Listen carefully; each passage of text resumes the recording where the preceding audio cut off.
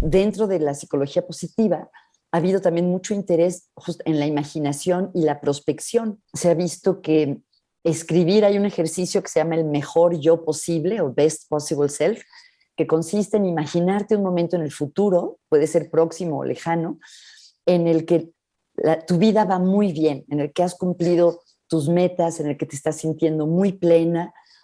Imaginártelo y describirlo detalladamente, dónde estás, con quién estás, qué estás haciendo. Y se ha visto que hacer esto, que se hace 3 días consecutivos durante 10 o 15 minutos, escribir sobre esto, mejora el nivel de las emociones positivas de las personas, su satisfacción con la vida. Mentores.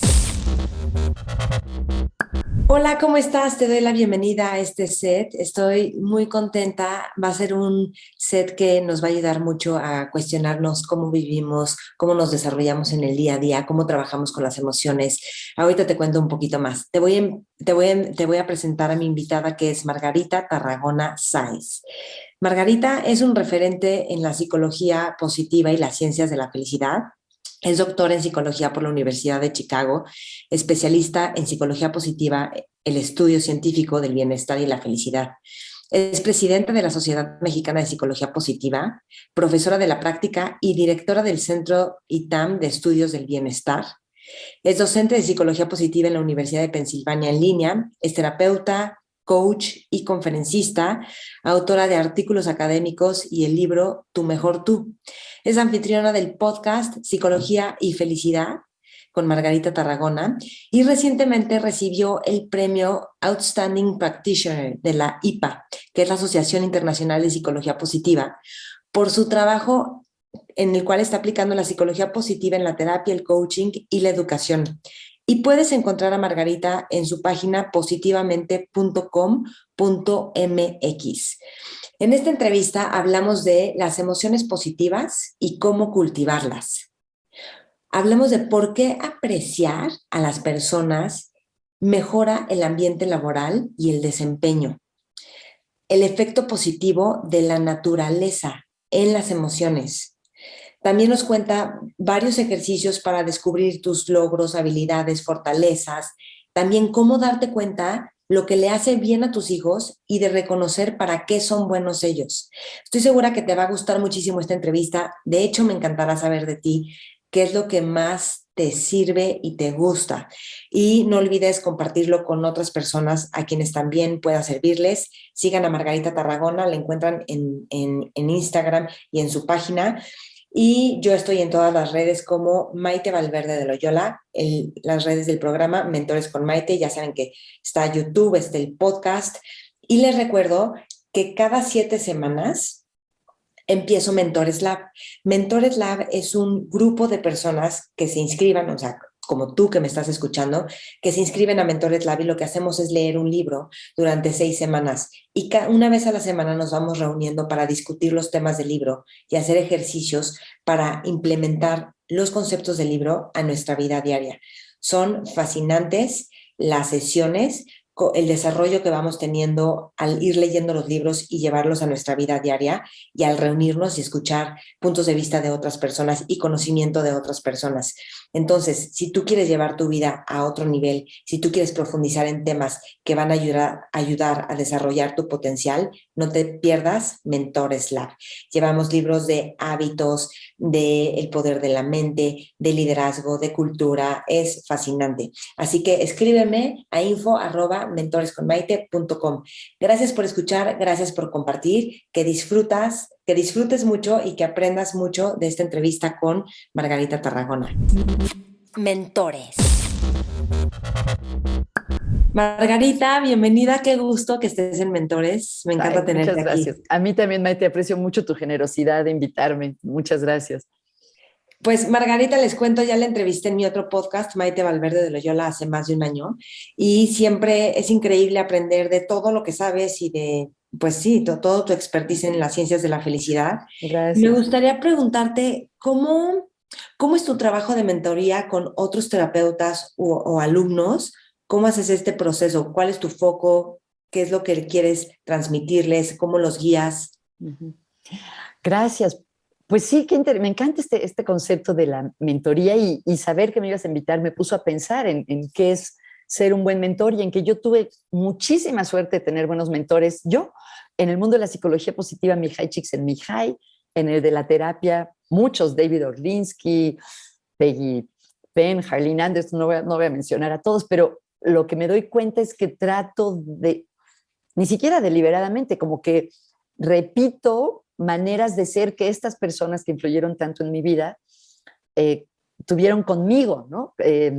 Por ejemplo, nunca olvidaré que David Orlinsky, mi mentor en el doctorado, escribimos un artículo basado en mi tesis y me puso a mí de primera autora. Eso es algo rarísimo, ¿no? Es una gran generosidad de espíritu de su parte. Entonces, creo que para mí fue importantísimo que tener como ese voto de confianza y recibir esa generosidad. Y es algo que me gustaría lograr con mis alumnos, también en la medida de lo que yo pueda, poder ser generosa y darles oportunidades a ellos. Y lo que mis mentores en el mundo de la terapia me ayudaron fue adquirir confianza en mí misma. Al principio, creo que a muchos terapeutas nos pasa, al principio estaba aterrorizada. O sea, la primera vez que entré a dar una sesión de terapia cuando estudiaba, estuve paralizada como 40 minutos hasta que la supervisora tocó a la puerta, ¡pa, pa, pa! Y me dijo, me sacó y me dijo, haz algo. Yo estaba paralizada de miedo. Y a través de los años, a través de buenos mentores, me empecé a sentir que podía hacerlo bien. Y eso es algo que me gusta hacer en mi trabajo también, ayudar a las personas a darse cuenta que lo pueden hacer bien y a confiar en sus capacidades. Y en el mundo de la psicología positiva, pues lo que trato es de aplicar la psicología positiva en la manera de interactuar con la gente, ¿no? O sea, sobre todo... Dame un ejemplo.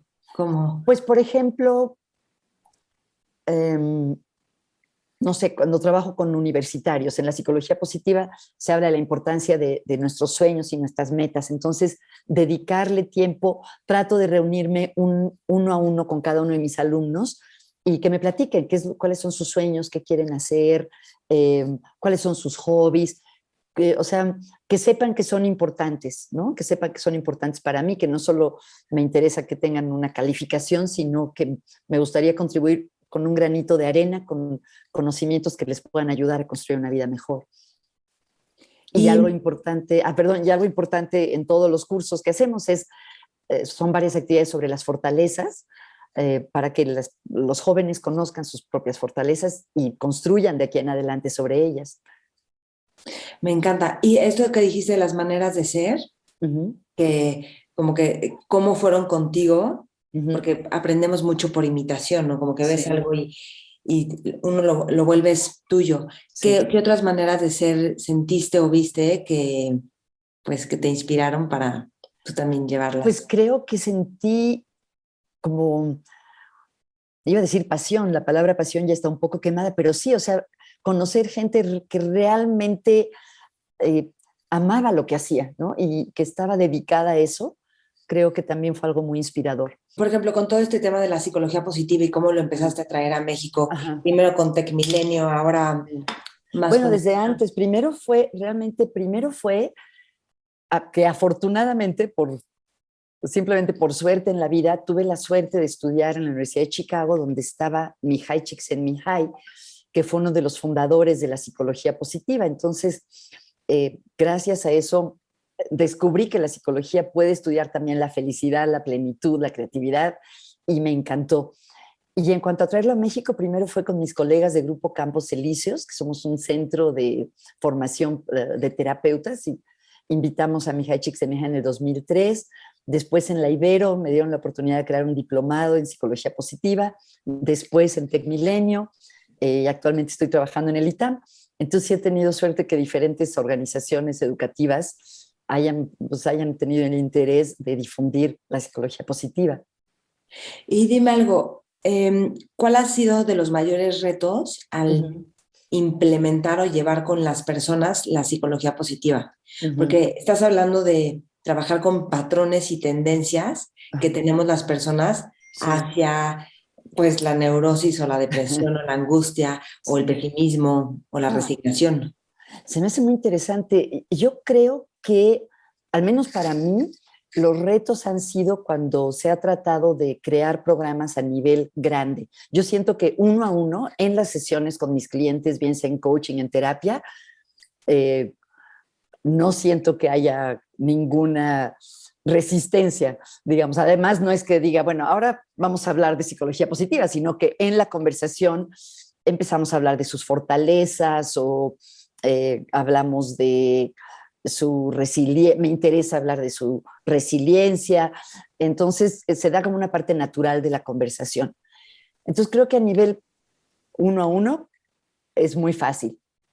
Ya a nivel de aplicarlo para una organización, pues implica los retos que implica traer una idea nueva, que las personas estén abiertas a experimentar con ella, y depende mucho del liderazgo de las organizaciones, ¿no? Cuando, por ejemplo, cuando estuve en Tech Milenio, era un proyecto importante para Tech Milenio, entonces había todo el apoyo desde el rector para toda la institución, y entonces, aunque era un proyecto muy grande, no había esta sensación de tener que ir contracorriente, ¿no? Yo creo que cuando se lleva a las organizaciones, pues depende nuevamente si el liderazgo está interesado o no. Creo que contra lo que más hay que luchar es contra las preconcepciones, ¿no? Pensar que la psicología positiva es algo light, que es algo superficial, que es algo capitalista, ¿qué otra cosa? Colonizador, cosas así, ¿no? Desde escepticismo, entre el medio académico, escepticismo respecto a si es algo que tiene fundamentos científicos. Y en el medio organizacional, escepticismo de si es algo nada más como bonito, que no realmente responde a las necesidades de las empresas, de las organizaciones. Ok. Y cuéntanos un poquito qué es la psicología positiva, por qué no Sí, es por algo ahí que debemos de haber empezado, ¿verdad? dicen los... Perdón. Sí, no, no, no, está bien. Perdón. Pero, ¿y qué dicen los estudios? Ajá. Claro, pues muchísimo. Fíjate que la psicología positiva es un movimiento dentro de la psicología que se ha propuesto desde hace un poco más de 20 años que la psicología también estudie lo que funciona bien en la vida de las personas, el funcionamiento óptimo de las personas, la felicidad, el bienestar, lo que ayuda a vivir plenamente. Históricamente, como tú decías hace un ratito, la psicología se ha enfocado mucho en las neurosis, los traumas, los trastornos mentales, y claro que esto es muy importante, pero también es importante saber con rigor qué es lo que ayuda a la gente a estar bien, no solo a no estar mal, sino a realmente estar bien, a desarrollar su potencial, a tener una vida con más plenitud. Una palabra que se usa, que a mí me gusta mucho, es el florecimiento humano, ¿no? Que nos puede ayudar a eso. Y bueno, lo que dicen los estudios, pues es muchísimo. De hecho, estaba leyendo esta mañana un artículo en el que viene una gráfica del número de estudios publicados en revistas científicas sobre el bienestar subjetivo. El bienestar subjetivo es como la manera psicológica de decir felicidad. Y estaba viendo que en el 2020, por ejemplo, hubo casi 3,000, se habían publicado casi 3,000 estudios científicos sobre el tema. Entonces, son muchísimos para resumir en una charla, pero básicamente, ¿cuáles serían algunos de los hallazgos más importantes? Estoy así como pensando brevemente. Sí. Uno, que la mayor parte de las personas somos más felices que infelices en el mundo, ¿no?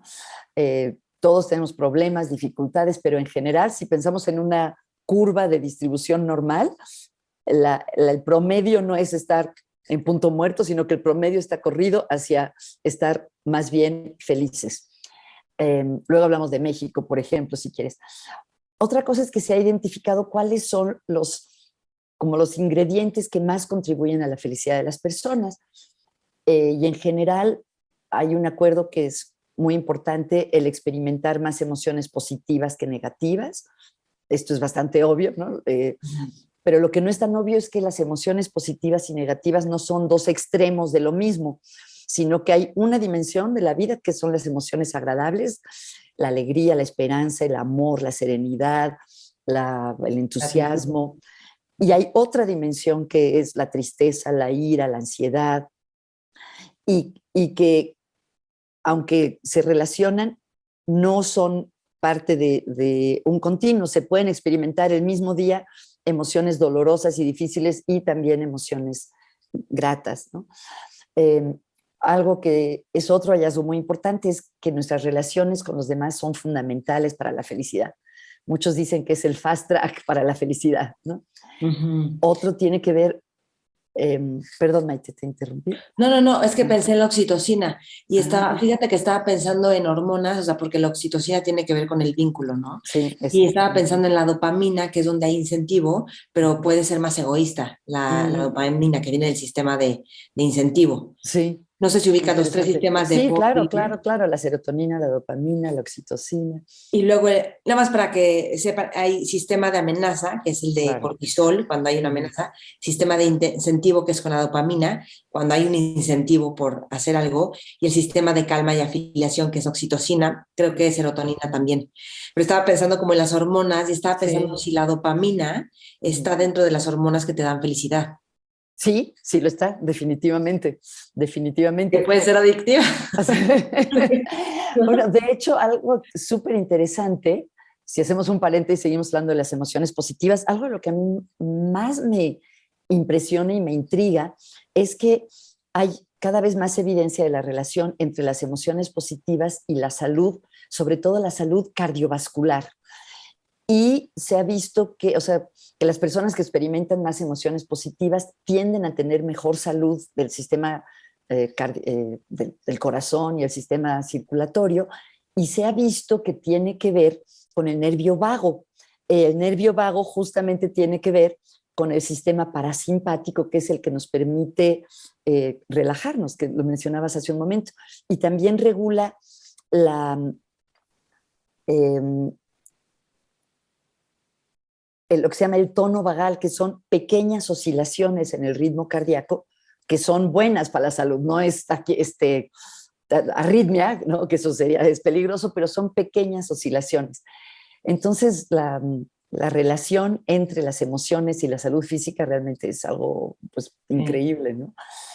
Pero te estaba contando, entonces, como que un elemento son el tipo de emociones que experimentas más.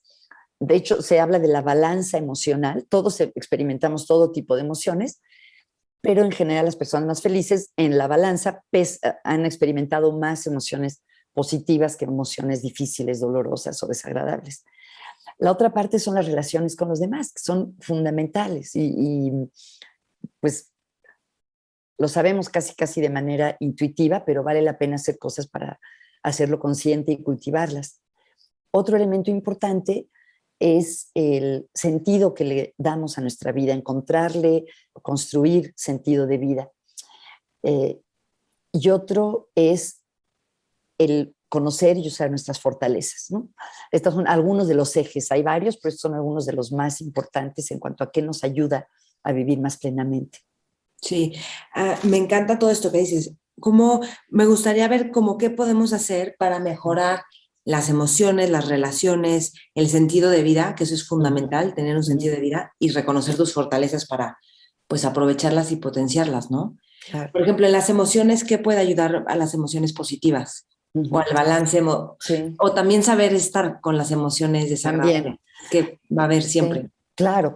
Esto es una de las cosas más importantes, que eh, el reconocer el papel que juegan las emociones positivas es algo que se da en un contexto histórico que tradicionalmente la psicología había estudiado mucho más sobre la ira, la ansiedad, la depresión, pero no quiere decir que estas emociones negativas, entre comillas, no sean importantes. De hecho, hay como todo un movimiento que ha criticado el énfasis en las emociones positivas, porque las emociones no son ni positivas ni negativas en el sentido que no hay que juzgarlas, ¿no? Todas son parte de la experiencia humana.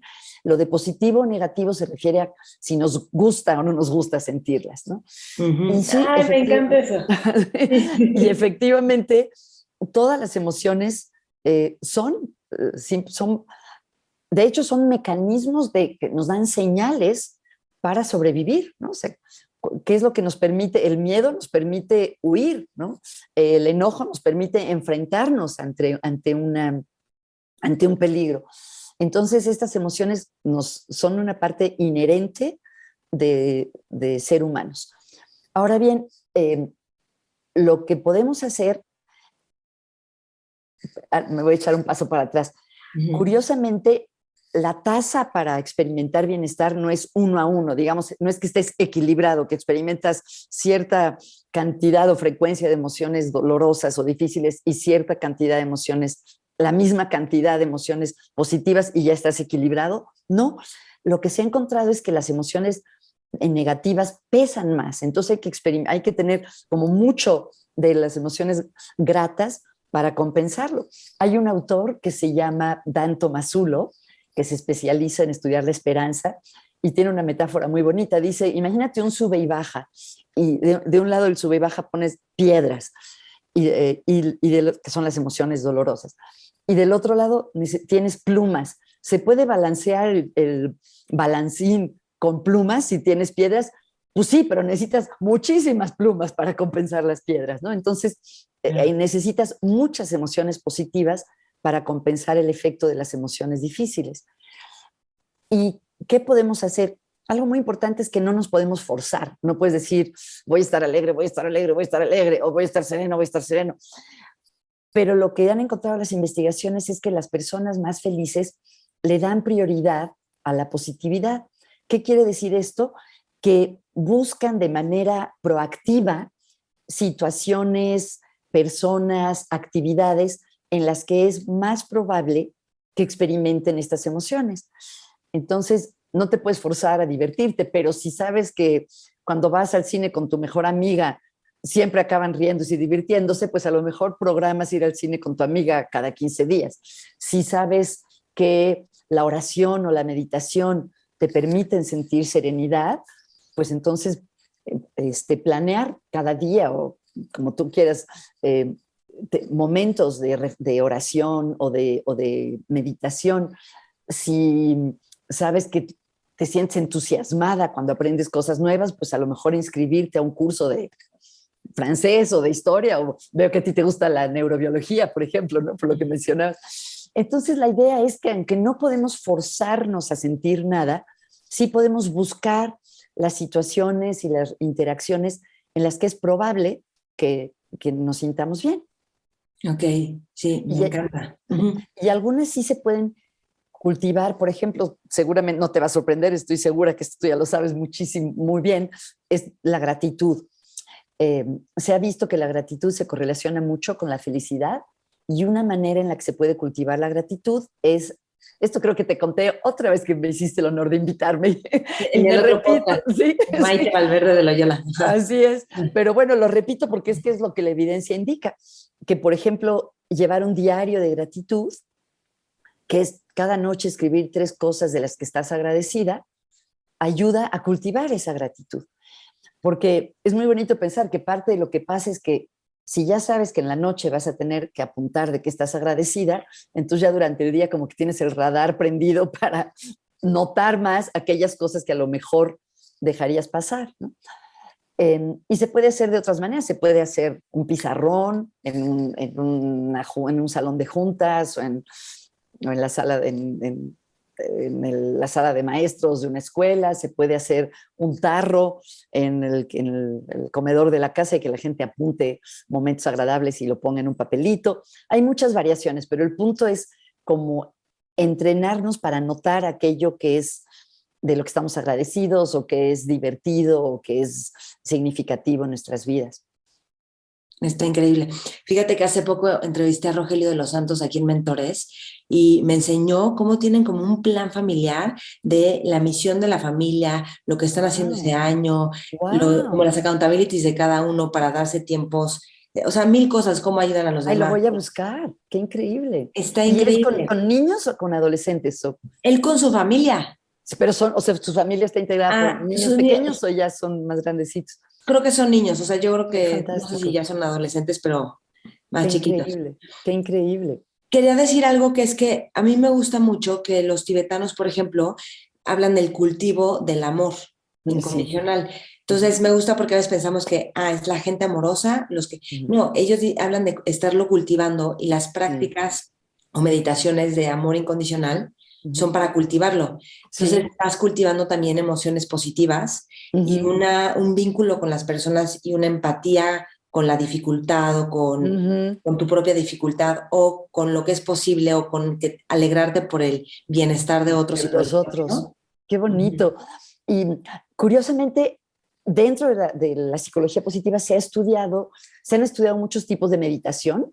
Obviamente la meditación o las meditaciones pues son prácticas milenarias, ¿no? Ujú. Eh, Algunos investigadores dentro de la psicología positiva, como Bárbara Fredrickson, han estudiado el impacto de ciertos tipos de meditación, sobre todo la meditación meta o loving kindness meditation o meditación de la bondad amorosa o el amor bondadoso. Sí. Eh, y se Bondad ha visto, amorosa, creo que es como la están traduciendo mucho. Ajá. ajá, y se ha visto que efectivamente, para personas que nunca la han practicado, después de 8 semanas de practicarla, aumenta su nivel de felicidad e incluso hay cambios en el cerebro. Se empieza a activar más el lóbulo prefrontal izquierdo, que está asociado con el gozo, con la alegría, ¿no?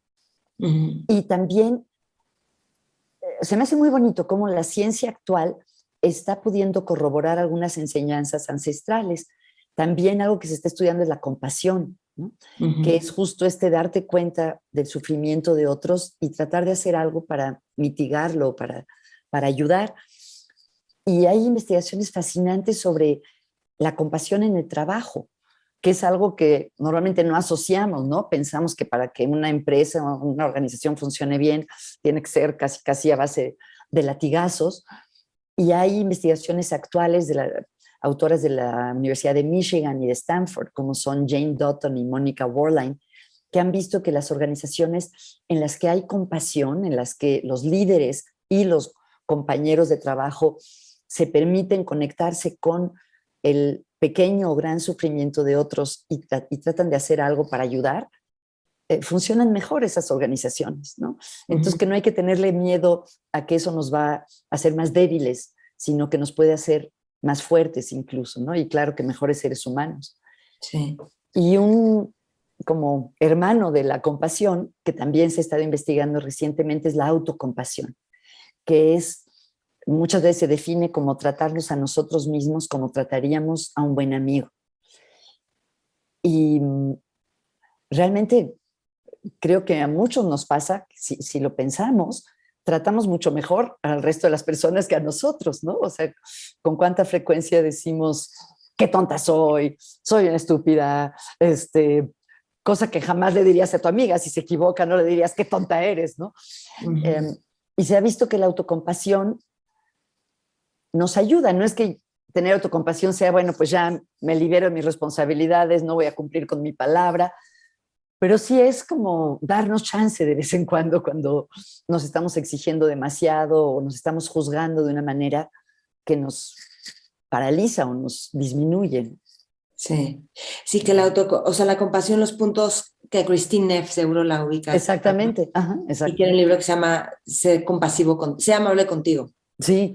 Y dice que uno de los puntos es darte cuenta lo que te está pasando.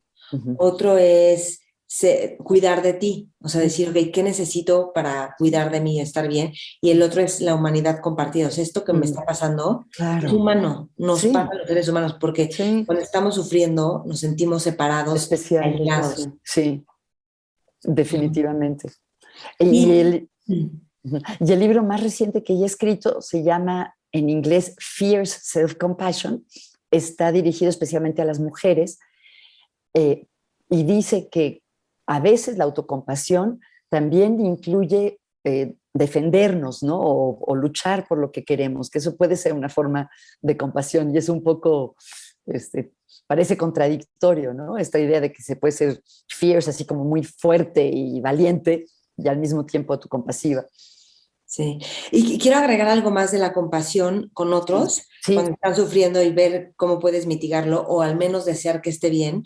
Y Uh-huh. es que la empatía es distinta a la compasión, creo que tú Sí. vas a, porque la empatía te puede cansar Uh-huh. y y la compasión no. Y está ahí en los estudios con Matthew Ricard, que le hicieron prácticas de empatía y se agotó. Y con prácticas de compasión después, revitalizado, porque empiezas a imaginar lo que es posible en alguien o en una comunidad y cómo se puede, y desarrollas como bienestar a otro nivel cuando hay compasión. ¿Por qué no nos cuentas para las personas que nos oyen la diferencia principal entre la empatía y la compasión? Bueno, empatía es que empatizas y sientes el dolor Sientes ajeno. el dolor del otro. Y la compasión es que puedes entender, o sea, entender el dolor ajeno, pero además ves soluciones que puedes ofrecer o que puedes imaginar o puedes sugerir para este dolor, o al menos en la meditación puedes solo imaginar a la persona atendiendo sus necesidades, o a una comunidad con comida y alimento, entonces ya el simple hecho de imaginar lo que es posible o tratar de hacer algo al respecto o decir, deseo que estés bien, te pone en otro lugar proactivo, en donde ya no estás como sintiendo solamente la resonancia emocional, sino que hay una apertura. Qué interesante. Yo conocía la diferencia entre esta parte del solo sentir versus tratar de ayudar, pero no conocía esto que mencionas del imaginar. Y se me hace muy bonito y me hace pensar en, si no te importa que nos desviemos un poco, otras, dentro de la psicología positiva, ha habido también mucho interés justo en la imaginación y la prospección, ¿no? Por ejemplo, se ha visto que escribir, hay un ejercicio que se llama el mejor yo posible o best possible self, que consiste en imaginarte un momento en el futuro, puede ser próximo o lejano, en el que tu vida va muy bien, en el que has cumplido tus metas, en el que te estás sintiendo muy plena, imaginártelo y describirlo detalladamente, dónde estás, con quién estás, qué estás haciendo. Y se ha visto que hacer esto, que se hace 3 días consecutivos durante 10 o 15 minutos, escribir sobre esto, mejora el nivel de las emociones positivas de las personas, su satisfacción con la vida, y pues es un ejercicio de imaginación, ¿no? Y hay toda una metodología que se llama indagación apreciativa, no sé si estás familiarizada con ella, Maite, es una manera de trabajar con sistemas que puede ser con una empresa, con una escuela, con una comunidad completa, en la que indagas o haces preguntas exclusivamente desde la perspectiva del aprecio, no para ver qué falló, qué está mal, cuál es el eslabón más débil, sino qué es lo mejor de esta empresa, cuáles han sido sus éxitos más importantes, qué es lo que más le gusta a las personas de trabajar aquí, enfocarse exclusivamente en lo que está bien. Y aunque parezca ilógico, a partir de ahí se pueden superar obstáculos y resolver problemas. Y me vino a la mente porque una de las fases de este proceso, primero es esto de indagar, preguntar qué funciona bien, y luego ya estando conscientes de qué es lo mejor de este colegio, qué es lo mejor de este consultorio de psicólogos, o qué es lo mejor de esta delegación, ya no se llama delegación, esta familia. Esta familia. Una vez que se tiene conciencia de eso, la siguiente fase es soñar, ¿no? Ya, ¿qué es lo que les gustaría en el futuro? ¿No? Enraizado en estas fortalezas, en estas capacidades. Entonces, viene esta fase que es del soñar, que tiene que ver con la imaginación. Y Martin Seligman, uno de los padres de la psicología positiva, dice que nuestra especie, además de Homo sapiens, se podría llamar Homo prospectus, porque constantemente estamos pensando, imaginando el futuro. Ay, me encanta. Sí, y ahí o sea, es creativo, es un acto creativo. Sí, definitivamente sí. Quiero preguntarte, Margarita, ¿cómo está relacionada la parte artística con la felicidad? Porque a mí me pasa que cada vez que tengo una interacción como artística o me ponen a dibujar en algo, o música o baile, bueno, o sea, es así como que me conecta y yo estoy segura que no solo a mí, o sea, muchísima gente. Sí. Y déjame hacerte un paréntesis rapidísimo. Sí. Me encantó que un amigo, su hijita estaba mal en la escuela y lo llamaron, oye, tu hija está mal, no sé qué. Y él en vez de meterla a clases de matemáticas y de todo, la metió a clases de pintura. Y le Wow. empezó a ir súper bien en la escuela. Y le dije, qué intuitivo. Me dijo, es que es lo Sí. que le gusta a ella. Sí, está Ajá. bien, le va a ir bien en la escuela. Y yo, wow. Entonces ella empezó a ser feliz dibujando y dibuja precioso. Y entonces le empezó a ir increíble, o sea, le empezó a ir bien en la escuela. Qué increíble, qué interesante. qué interesante. Pero bueno, el arte... Estaba tratando de acordarme, me recordaste una escena del libro The Element, El Elemento, escrito por Ken Robinson, que justamente da un ejemplo casi idéntico al que acabas de señalar, de una niña que le iba muy mal en la escuela, pero él observó en la entrevista que la niña como que bailaba y empezó a averiguar si le gustaba el baile y resulta que la hizo muy bien en el mundo del baile. Pero volviendo a tu pregunta, creo que se puede ver desde diferentes ángulos. Por un lado, es lo que decías de cuando a veces te pones a dibujar. Me hace pensar en las experiencias de flow o las experiencias de fluir. Estos son momentos en los que estamos muy concentrados haciendo algo y cuando hacemos eso se nos pasa el tiempo muy rápido. Y se ha visto que tener muchos de estos momentos nos ayuda a ser más felices. Ahora bien, a mucha gente le pasa haciendo actividades artísticas, dibujando, bailando, tocando guitarra, cantando en un coro, bordando, si también podemos considerar las manualidades como formas de artesanía o de arte. Entonces, pues a mucha gente le pasa así. Hay personas que no, hay personas que entran en estos estados de flow, pues resolviendo un Excel de la contabilidad de ese mes o cocinando. Bueno, podríamos entrar a debatir si el cocinar también es un arte o no, pero quiero decir que para algunas personas la relación entre la creatividad y el bienestar se da a través de estas experiencias de flow. Otra manera en la que se da es cuando somos testigos o partícipes de obras artísticas, ¿no? Cuando vamos a un concierto o vamos a un museo y nos conmueven las pinturas, son experiencias que aunque no sean producto de nuestra creatividad, nos conectan con nos inspiran. De hecho, hay una emoción que se llama inspiración, que es la que se da cuando somos testigos de algo extraordinario, ¿no? Y lo vemos, no sé, en la inauguración de las Olimpiadas o cuando vemos a alguien bailar de cierta manera. Y hay ahora un movimiento dentro de la psicología positiva que tiene que ver con las humanidades positivas. Y justamente se trata de investigar de qué manera las artes, la literatura, la música, la danza, el teatro contribuyen a la felicidad humana, a la plenitud humana. Y pues claro que sí, ¿no? Se ha sabido pues, desde hace mucho tiempo, pero es interesante ahora ver también a nivel empírico la importancia que tiene esto y cómo, por ejemplo, en muchas escuelas se cortan los presupuestos y lo primero que se corta son las artes, y de verdad las artes no son solo un lujo, sino que contribuyen muchísimo. Y lo último que quería decir de la creatividad, nuevamente tiene que ver con la obra del doctor Mihai Csikszentmihalyi. Él ha estudiado mucho la gratitud, perdón, que lapsus, será porque yo soy muy agradecida con él. Sí, que ahorita nos cuentas porque se murió, pero ahorita se acaba de morir. Ahorita hablamos de él. La creatividad, y él habla de la creatividad con C mayúscula y la creatividad con C minúscula, ¿no? La creatividad con C mayúscula es la que tienen las personas que realmente revolucionan un dominio de la vida, o sea, cambian el arte antes y después de Picasso, o la música antes y después de la armonía de Bach, o no sé, en el mundo de los negocios. O sea, hay personas cuya creatividad realmente transforma el área de la vida a la que se dedican, ¿no? Y pues esa al menos a mí me inhibe muchísimo porque pues la veo como algo que tienen muy pocos, ¿no? Los genios. Pero también hay la creatividad con C minúscula, que es la creatividad de la vida cotidiana, la que podemos tener todos los días, la que tiene la mamá cuando le prepara el lunch a su hijo diferente hoy, o la que tú tienes si se te ocurre juntar la entrevista de un invitado con otro y hacer un diálogo diferente, o cómo se te ocurrió hacer este podcast, por ejemplo. Y creo que esa creatividad con la C minúscula es algo que todos podemos tener y podemos cultivar y que hace la vida más feliz también, ¿no? Uh-huh. Sí, totalmente.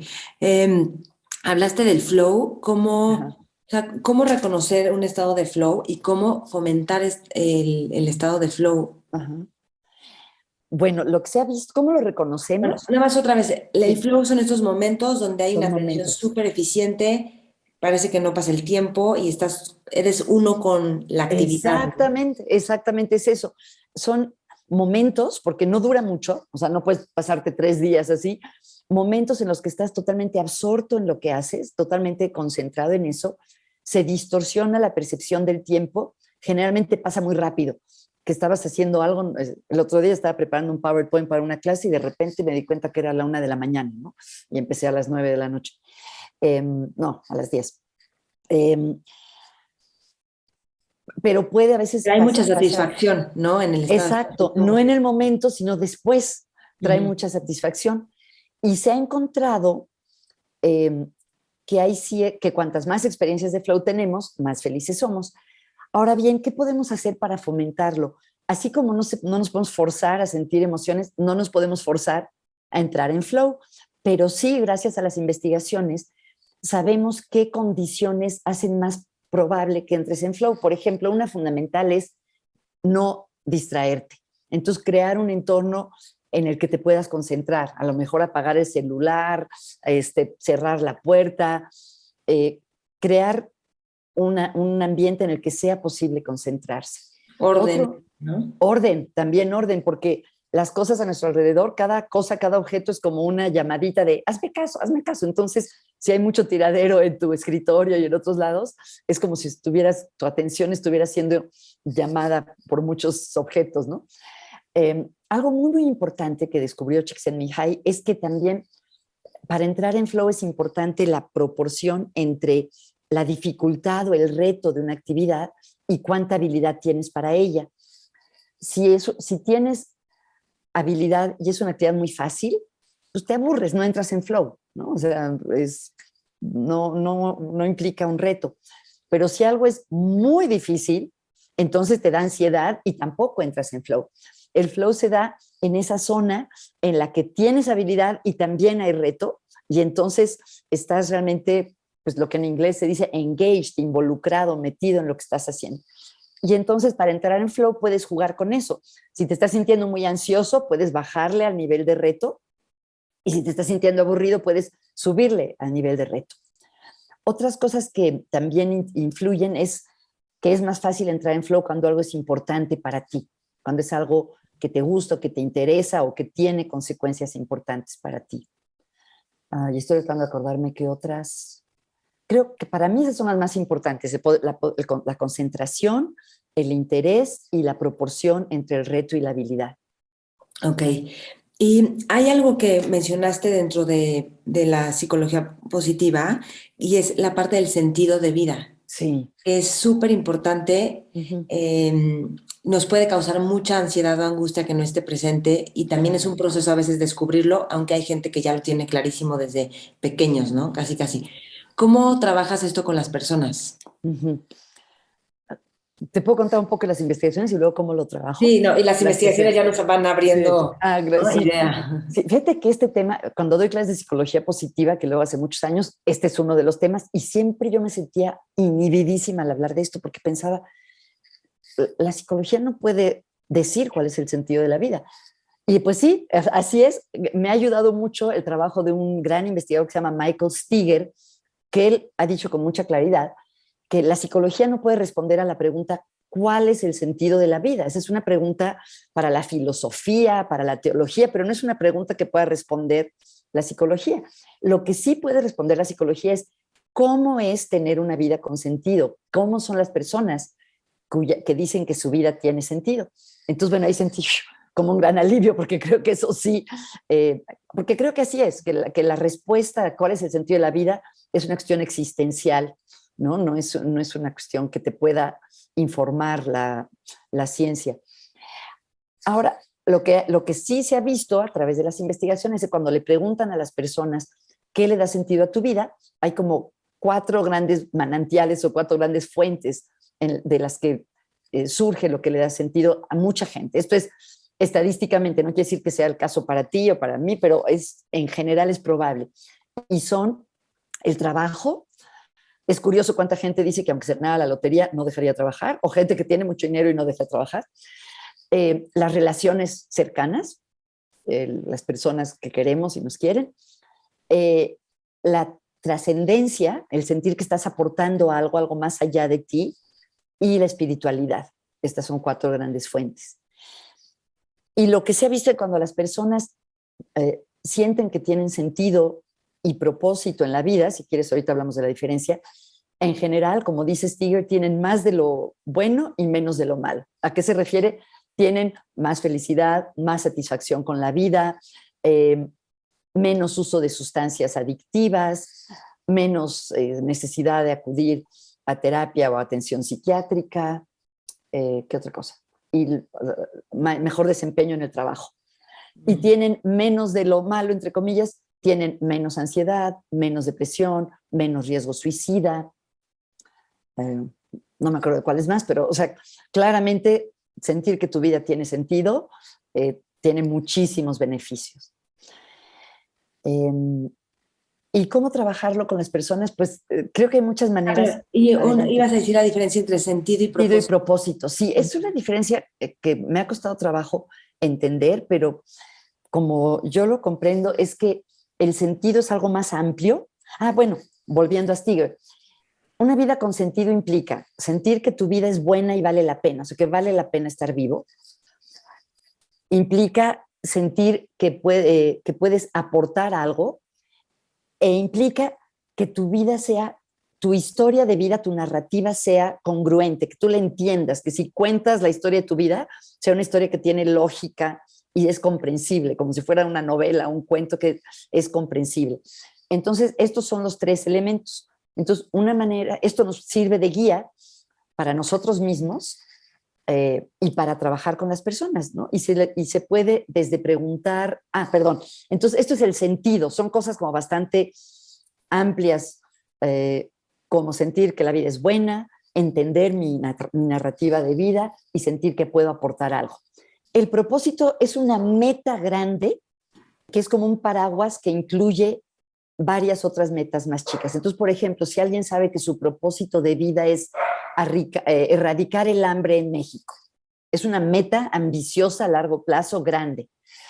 Y esa nos ayuda a ordenar otras metas. Por ejemplo, ¿qué debes de estudiar para, si quieres erradicar el hambre? Pues a lo mejor, no sé, ciencias políticas o agronomía o, ¿cuánto te ocurre? Economía, por ejemplo, ¿no? Entonces, a lo mejor decides que vas a estudiar economía y luego vas a hacer una maestría en economía sustentable y vas a trabajar en la Secretaría de Agricultura. O sea, el tener esa meta grande te ayuda a organizar otras metas y a organizar tu energía y pues vas planeando tu vida en función de eso.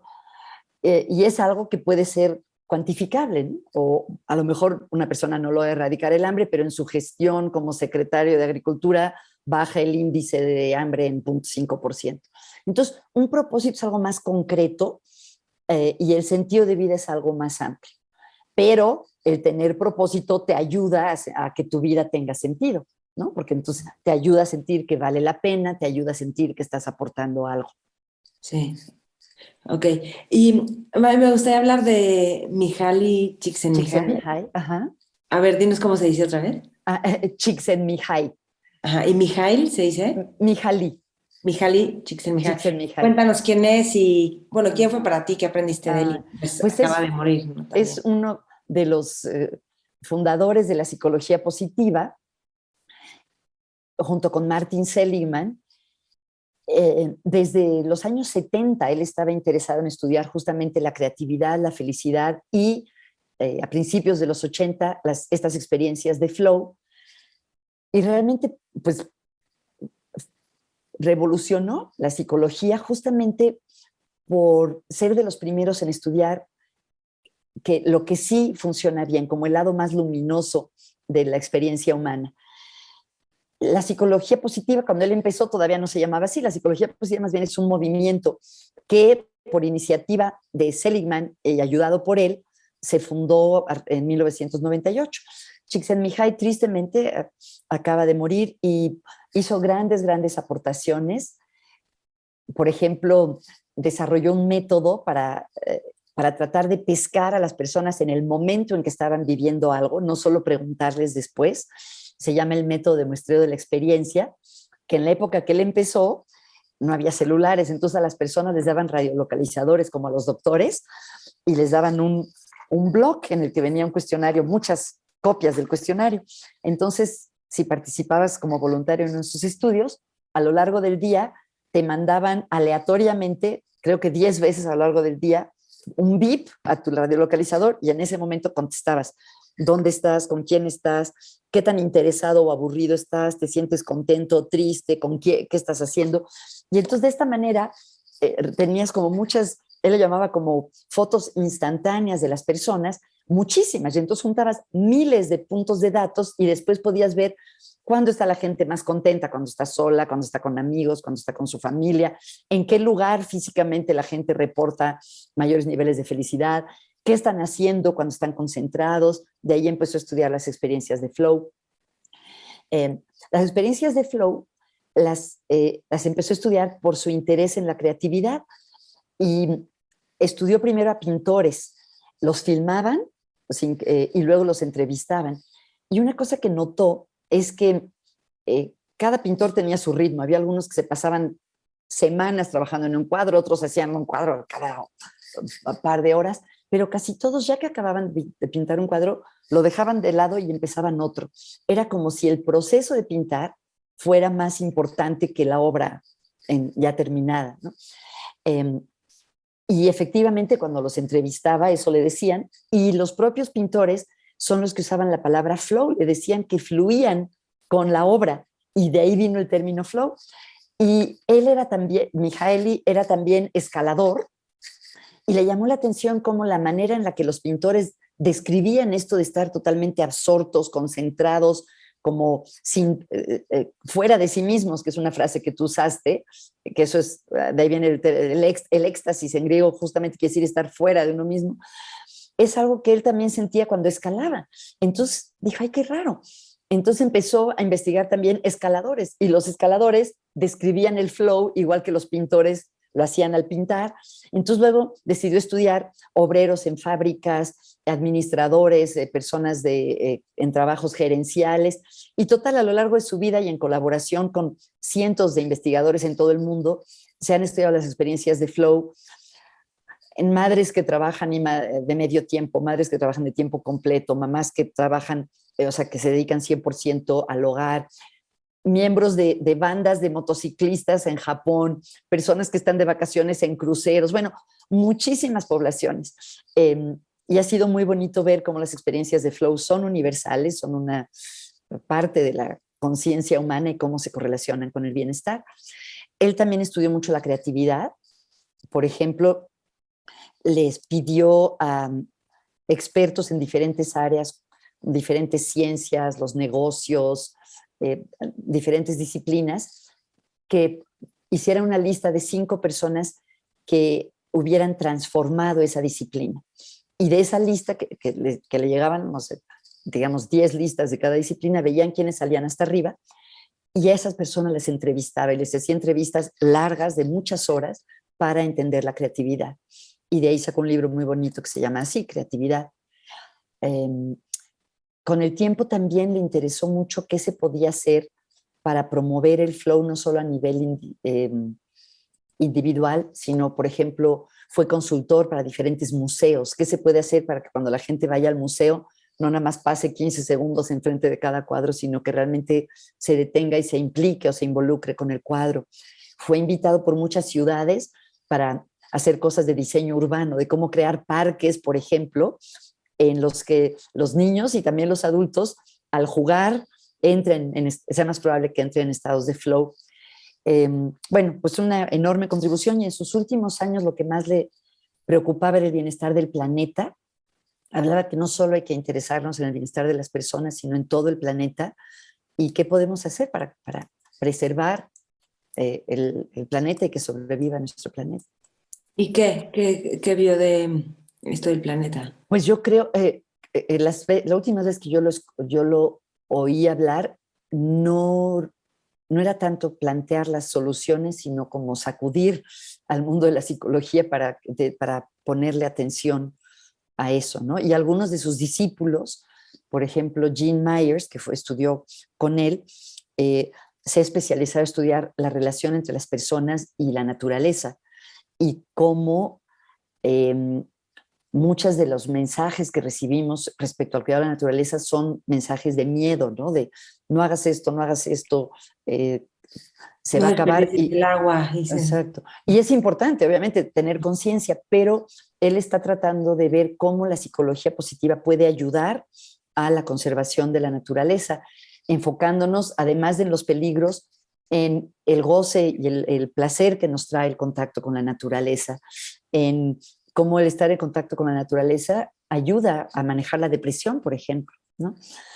Entonces, cómo verle no solo asustar a las personas, aunque yo en lo personal creo que sí hay muchas razones para estar asustados y que el miedo nos puede hacer actuar rápido, pero también enfocarnos en esta parte del sentido y el gozo que nos trae el estar con la naturaleza, y a nivel espiritual también, ya pues darnos cuenta que somos parte también, ¿no? Que no somos como muchos autores lo dicen, no somos los dueños de la naturaleza, sino que somos parte de ella. Justo te quería decir hace rato, te quería preguntar de la relación de la naturaleza con las emociones y o sea, con todo, porque sales a la naturaleza y Sí, inmediatamente te cambia el estado mental, el sí, estado físico, o sí, sí, sea, sí. Se ha hay... estudiado, de hecho, me gusta mucho porque se ha estudiado el efecto verde y el efecto azul. Por efecto verde se refiere al impacto que tiene justamente estar en contacto con la naturaleza, en particular con plantas y más en particular todavía con árboles. Estar en lugares arbolados se ha visto que mejora el estado de ánimo de las personas. Las que están bien están más felices, y las personas que están deprimidas mejora su estado de ánimo si están en contacto con árboles y con áreas verdes. Algunos estudios muy impactantes, seguramente los has oído, han visto a pacientes que están hospitalizados y comparan a aquellos que están hospitalizados y en su cuarto hay una ventana que da a un patio con árboles y otros que no tienen ventana, y los que dan al patio con árboles tienen, creo, si recuerdo bien, un día menos de hospitalización que los que no tienen vista a la naturaleza. Eh, y bueno, no todos tenemos la fortuna de vivir cerca del bosque, pero los parques funcionan, incluso tener plantas en la casa. El chiste es maximizar nuestro contacto con lo verde. Y también se ha visto el efecto azul, que es algo parecido, seguramente lo has sentido, el impacto que tiene estar cerca de cuerpos de agua, cerca del mar, cerca de un río, de un lago. ¿Cuántas grandes ciudades, civilizaciones se han construido a las orillas del mar o de ríos o de lagos? Y es parecido al efecto azul. De hecho, usando este método que te contaba del muestreo de la experiencia, viendo dónde está la gente y cómo se siente, se ha visto cuando la gente está cerca del mar, cerca del agua, es más feliz. Y creo, si recuerdo bien, el efecto dura hasta como 1,5 kilómetros. O sea, las personas que viven a 1,5 kilómetros de un cuerpo de agua tienden a tener más emociones positivas que las que viven más lejos. Y nuevamente, pues hay sucedáneos. Si no puedes vivir en la playa, ir a un parque donde hay una fuente, por ejemplo, no es igual que ir al mar, pero ayuda un poquito a elevar las emociones positivas. Ok, ahora entiendo por qué nado diario. No, pero de veras nado diario Nadas porque... diario, Diario, wow, sí. qué increíble. Oye, pues al nadar yo me imagino que experimentas flow, ¿no? Y Sí. además, cuéntanos más. Y el A ejercicio veces, físico, que trae mucho fíjate, bienestar. ajá, y usas todo el cuerpo, pero hay Sí. veces que siento como si fuera lodo que no puedo jalar y hay Ah, veces que lo siento como mantequilla. ay, qué De increíble. repente, como que uso, o sea, lo uso mucho como experimentar cuando entro al lodo y cuando Ah, se vuelve mantequilla y encontrar wow. el flow, porque el punto es eso, Ajá. ¿no? Qué increíble. Yo he encontrado que cuando menos duermo, Ajá. nado más rápido. Es ¿Ah, sí? impresionante. Ah, Y cuando duermo mucho, estoy así como que, ah. qué ¿Y, chistoso, ¿verdad? ¿Y no te despiertas después de nada? Sí, sí, sí, no, sí, claro. O sea, siempre me siento mucho mejor después de Oye, nadar. qué bueno Ujú. que lo mencionas, porque otra cosa que parece ser muy obvia que contribuye a la felicidad es la actividad física. Y pues todos sabemos que la actividad física ayuda a tener los músculos fuertes, ayuda también a fortalecer los huesos, ayuda a que circule mejor la sangre, pero de lo que muchas veces no estamos tan conscientes es que la actividad física influye mucho en nuestras emociones. De hecho, se ha visto que hacer ejercicio aeróbico tiene un efecto antidepresivo comparable a el de algunas medicinas antidepresivas. siempre comento, no quiere decir que si las toman las dejen de tomar de ninguna manera, pero sí quiere decir que para preservar el buen estado de ánimo y también si están pasándola mal, el hacer ejercicio es algo realmente muy, muy importante. Sí, sí, y muchas veces no tienes ganas antes de, o sea, no tienes Sí, el estado de ánimo ideal para claro. hacerlo, pero hacerlo te deja. Exacto, es lo que pasa. Muchas veces la gente dice, no, ¿cómo voy a ir a caminar? No tengo ganas. Cuando tenga ganas voy a ir, pero es al revés. Hay que ir aunque no tengas ganas porque después de caminar es casi seguro que te vas a sentir un poquito mejor. Margarita, tú qué sabes, no sé si sabes de esto de cuando el cerebro entra en modo aprendizaje, o sea, cuando no estamos aprendiendo o haciendo algo nuevo, como que se cuaja el cerebro. Y cuando empiezas una nueva actividad o un nuevo hábito, hay una barrera como de resistencia y de dificultad, y luego ya entra el cerebro en modo aprendizaje, y de hecho es más fácil aprender cosas nuevas. Mm. Pero tienes que atravesar, yo siempre lo relaciono con cuando regresabas de vacaciones cuando, en Oh. primaria, te costaba trabajo la primera semana y luego ya te acostumbrabas y ya no era tan pesado. Entonces, porque el cerebro entra en modo aprendizaje. Y creo que cuando entramos en modo aprendizaje, después de la barrera de dificultad, hay mucho gozo. Pero no sé si tú sabes algo de esto, de No esto. conocía, no conocía ese fenómeno, esa terminología. Conozco otras que a lo mejor están relacionadas, como lo de tener una mentalidad de crecimiento versus una mentalidad fija, pero cuéntame más de esto. Yo creo que sí, algo que sí, creo que se relaciona con lo que mencionabas del flow en términos de la importancia de ponernos retos, ¿no? De que eh, cuando algo ya se vuelve muy fácil, se vuelve aburrido y es menos estimulante. No sé si es lo mismo a lo que te referías o es diferente esto del modo aprendizaje.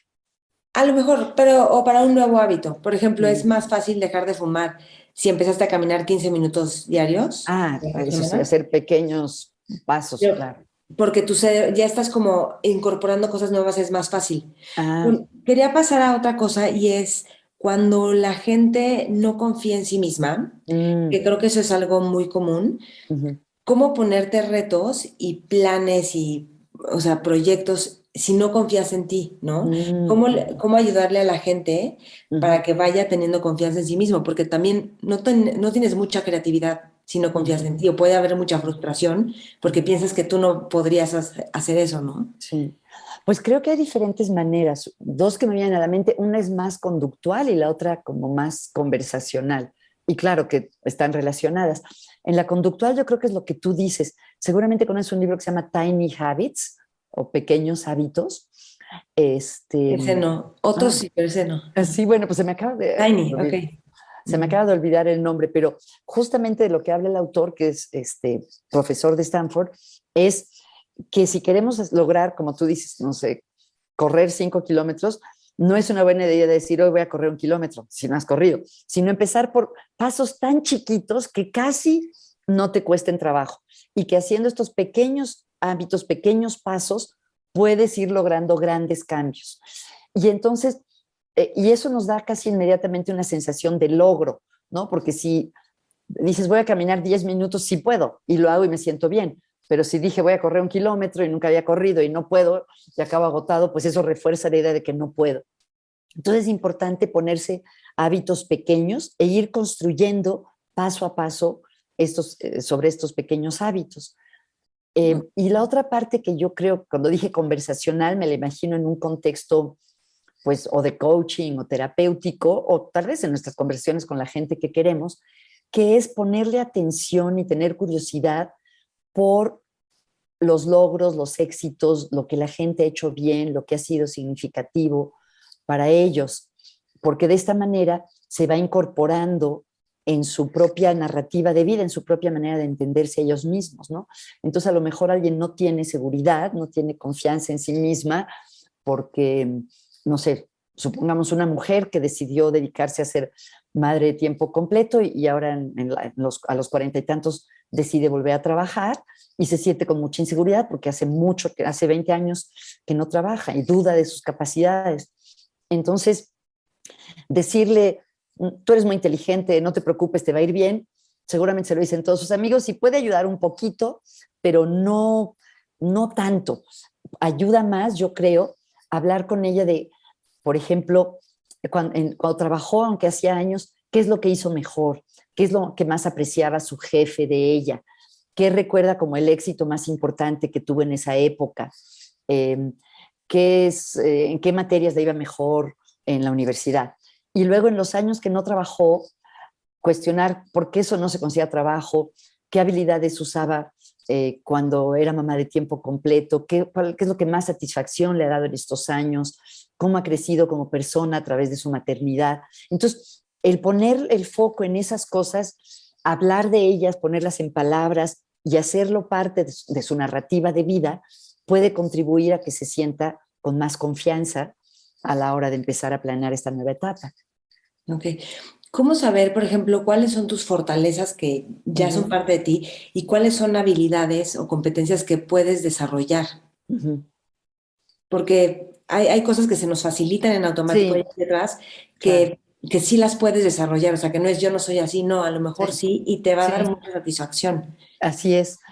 Pues hay diferentes maneras. Por ejemplo, yo uso mucho un cuestionario que se llama el cuestionario VIA, B chica IA de fortalezas de carácter, que justamente se trata de decirte cuáles son tus fortalezas. La teoría es que todos tenemos 24 fortalezas en diferente orden o diferente cantidad, digamos. Y son, para darle a la gente que nos escuche una idea, son rasgos de personalidad, son cuestiones como el amor por el aprendizaje, la sabiduría, la valentía, el sentido del humor, la espiritualidad, el sentido de justicia, el entusiasmo, la equidad, son 24 diferentes, la capacidad de perdonar, la gratitud, no me acuerdo, bueno, pues no me las sé todas de memoria en este momento, pero el chiste es que estas en particular no son tanto lo que hacemos bien, sino cómo somos como personas, rasgos de nuestra personalidad.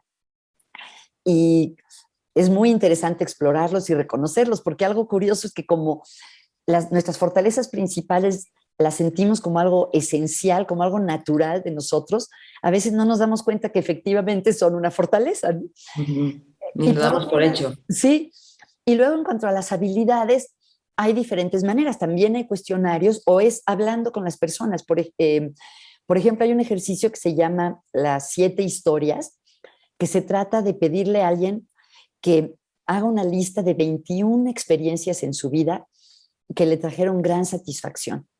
Bien sea que otras personas lo supieran o no, pero anotar 21 experiencias que te han traído gran satisfacción, ¿no? Entonces puede ser, no sé, haber creado mi primer podcast, Maite, el estar, me lo estoy inventando, ¿no? Pero estar en el equipo de natación de la secundaria, no sé si estuviste, hacer una lista de 21. Y luego de esas 21, de por sí hacer la lista de 21 ya te das cuenta de que, ok, hay cosas que haces bien, ¿no? Y después de esas hay que escoger 7 y describirlas con más detalle, justamente enfocándote en qué habilidades se vieron o salieron a relucir al hacer eso, ¿no? Por ejemplo, si yo organicé un congreso con 200 asistentes de distintos países, bueno, para hacer eso, ¿qué habilidades necesité? Pues capacidad de organización, paciencia, buenas relaciones interpersonales, ponerle nombre a las habilidades que hicieron falta para ese logro. Entonces, tener una conversación sobre esto realmente es muy, muy enriquecedor porque te vas dando cuenta de cuáles son esas habilidades. Y hay otros procesos, por ejemplo, a la gente que trabaja en muchas empresas se hacen procesos de 360, ¿no? Donde todos los que trabajan contigo te dan retroalimentación y te dicen qué haces bien y qué no haces tan bien. Entonces, yo creo que hay muchas maneras de obtener input de otros y también ser observadores de nuestra propia historia, nuestras propias capacidades. Ujú. Ah, me encantaron estos ejercicios. Qué Y bueno, Maite. para ir terminando, Sí. este, te quería preguntar sobre la psicología, bueno, las ciencias de la felicidad y la familia y Ajá. los papás educando. Me Mm, parece fundamental. sí. Te voy a dar un ejemplo. Hace poco estaba con un amigo que tiene un hijo de 5 años más o menos y Ujú, íbamos en el coche y me decía, es que estoy en el peor momento de mi vida donde no sé ni para dónde voy. Entonces, después le dije, no digas esto enfrente de tu frente hijo. a tu niño. O Ah, sea, tú eres su fuente de seguridad y que él te escuche mm, así, para ti es decirlo lo más X porque estás, pero mm, él está sintiendo toda la angustia, ¿no? O sea, mm, dijo, ujú, ok, ujú, pero no, pero como hay cosas que creo que los papás, yo no soy mamá, ujú, pero pueden hacer que puede ser algo muy casual, que para los mm, hijos pueden mm, absorberlo e impactarlos muchísimo, ¿no? ujú. y ver de qué otras maneras puedes fomentar que ellos tengan seguridad o que en la familia haya ciertos valores o dinámicas. No sé, Qué ¿tú qué dirías? interesante. Pues hay un creciente interés por aplicar la psicología positiva en la vida familiar. De hecho, ahorita que hablamos de fortalezas, hay un libro muy bonito de la doctora Lee Waters, se escribe Lea Waters como agua en inglés, y que se llama Crianza centrada en fortalezas. Y son ideas, no solo son ideas, porque lo ha investigado, de la importancia de que los papás conozcan a las fortalezas de sus hijos y las ayuden a cultivarlas.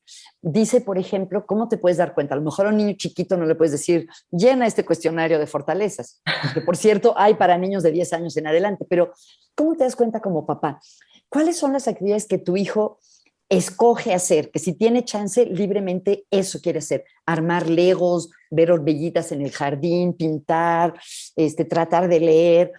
Eso te va dando como claves de que por ahí van. ¿A qué le dedica tiempo? ¿Qué aprende rápidamente? ¿Qué le interesa? ¿Qué le da energía? Esas son como señales de que esas son fortalezas. En general, una manera fácil de detectar fortalezas es cuáles son las cosas que hacemos, que las hacemos bien y cuando las hacemos nos llenan de energía. Esas son señales de que eso puede ser una fortaleza. Y hay cosas que se pueden hacer para desde ponerle palabras, ¿no? Por ejemplo, no nada más decirle muy bien, Juanito, sino decir, ah, qué bien, veo que tuviste mucha paciencia para armar el rompecabezas, ya estás poniendo una palabra a eso, paciencia, o me da gusto ver tu generosidad con tu primo, que le prestaste tu camión, ¿no? No nada más decirle, eres buen primo. Empezar a desarrollar un vocabulario de fortalezas es muy importante. Eh, bueno, y hay muchas otras cosas que se pueden hacer, como decíamos, actividades de gratitud.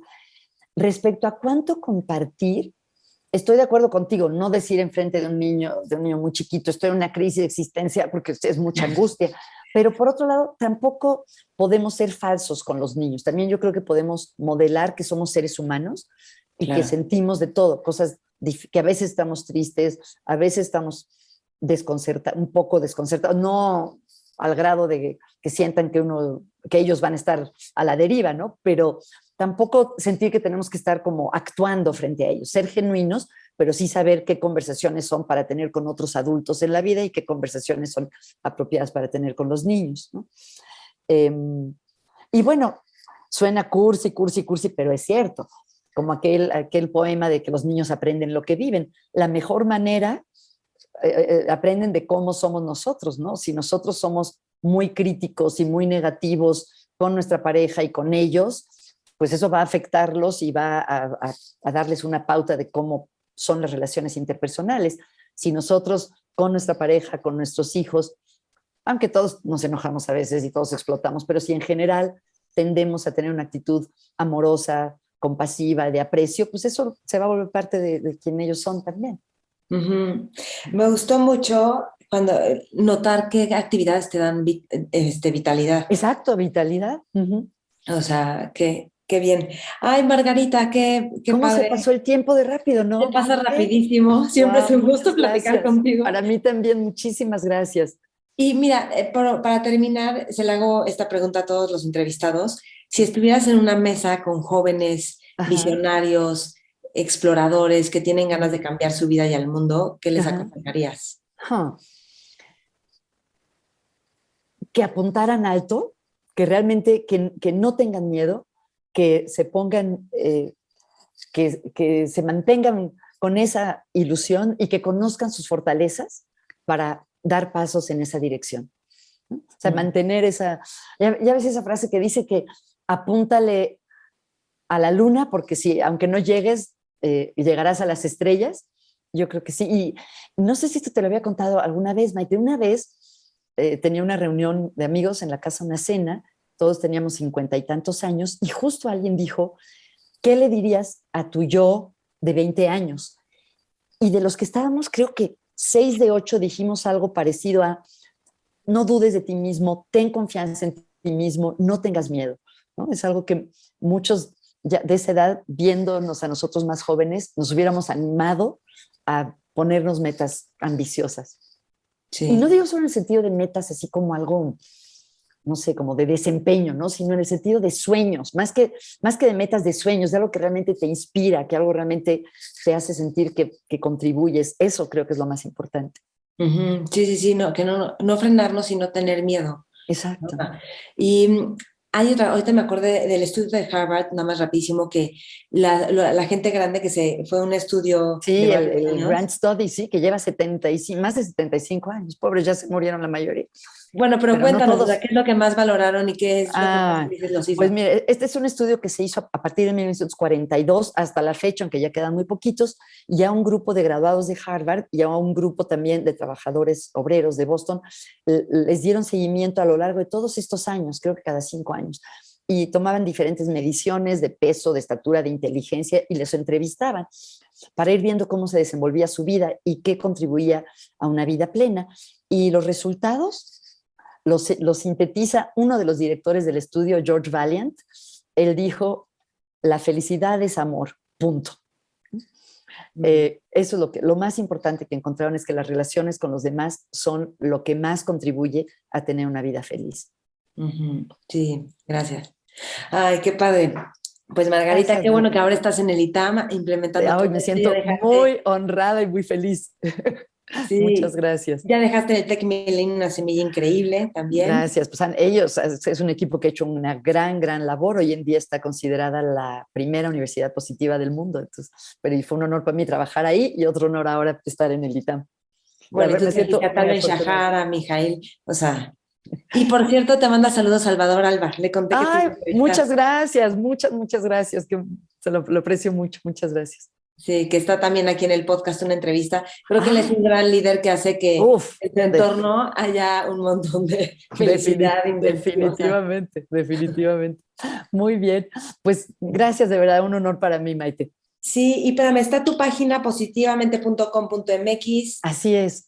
tu podcast Psicología y Felicidad. Ay, sí, les agradecería mucho y se dan una vuelta por mi podcast. No sé si a ti te pasa, pero me apasiona y supongo que a ti también porque tienes dos, ¿no? Es una actividad increíble. Y quisiera hacer más, pero uno no vive de podcast, por eso no me gusta. No solo de podcast vive la mujer, como dices. Sí, no, qué gusto. Y bueno, ahí están tus redes si te quieren encontrar o Te buscar. los agradezco mucho. Muchas gracias. Muy bien. Ok, Margarita, gracias, qué gusto. Igualmente, Maite, gracias a ti. Mentores.